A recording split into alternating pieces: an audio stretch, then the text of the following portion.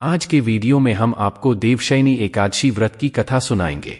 इस कथा को अधूरा छोड़कर बिल्कुल भी न जाएं और वीडियो को लाइक करके कमेंट में प्रभु नारायण का नाम जरूर लिखें।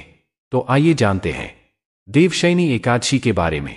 धर्मराज युधिष्ठिर भगवान श्री कृष्ण से प्रश्न करते हैं कि आषाढ़ शुक्ल एकादशी का क्या नाम है और इस व्रत के करने की विधि क्या है और किस देवता का पूजन इस एकादशी में किया जाता है।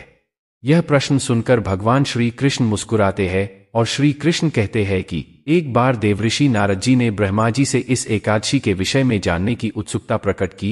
तब ब्रह्मा जी ने उन्हें बताया कि सतयुग में मांधाता नामक एक चक्रवर्ती सम्राट राज्य पर राज करता था। उनके राज्य में प्रजा बहुत सुखी थी, परंतु भविष्य में क्या हो जाए यह कोई नहीं जानता था। इसलिए वे भी अपने भविष्य से अनभिज्ञ था कि उनके राज्य में शीघ्र ही भयंकर अकाल पड़ने वाला है। इसके बाद उनके राज्य में पूरे 3 वर्ष तक वर्षा न होने के कारण भयंकर अकाल पड़ा। इस अकाल से चारों ओर त्राही त्राही मच गई। धर्म पक्ष के यज्ञ, हवन, पिंडदान, कथा व्रत आदि में कमी हो गई। जब मुसीबत पड़ती है तो धार्मिक कार्यों में प्राणी की रुचि कहाँ रह जाती है। प्रजा ने राजा के पास जाकर अपनी वेदना की दुहाई लगाई। राजा तो इस स्थिति को लेकर पहले से ही दुखी थे। वह सोचने लगे कि आखिर मैंने ऐसा कौन सा पाप कर्म किया है जिसका दंड मुझे इस रूप में मिल रहा है। फिर इस कष्ट से मुक्ति पाने के उद्देश्य से राजा सेना को लेकर जंगल की ओर चल दिए।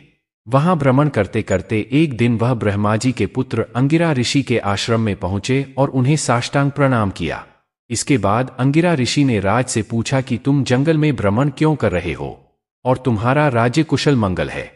तब राजा ने हाथ जोड़कर कहा कि ऋषिवर मैं अपने धर्म का पालन कर रहा हूं और अच्छे कर्म भी कर रहा हूं, परंतु फिर भी मेरे राज्य में अकाल की समस्या क्यों आ गई।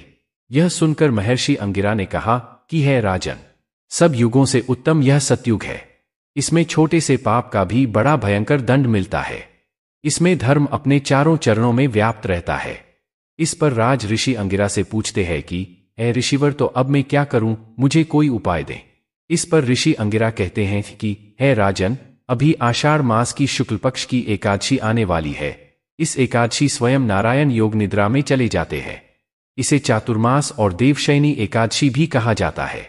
ऐसे में यदि तुम देवशयनी एकादशी का व्रत पूरे विधि विधान से करोगे तो तुम्हें श्री नारायण द्वारा आशीर्वाद प्राप्त होगा और तुम्हारे राज्य में बारिश होगी। इसके बाद राजा अपने राज्य की राजधानी वापस लौट आए और चारों वर्णों सहित देवशयनी एकादशी का विधिपूर्वक व्रत किया। व्रत के प्रभाव से उनके राज्य में मूसलधार वर्षा हुई और कुछ समय बाद ही पूरा राज्य धन धान्य से परिपूर्ण हो गया। अतः इस प्रकार यह कथा समाप्त हुई।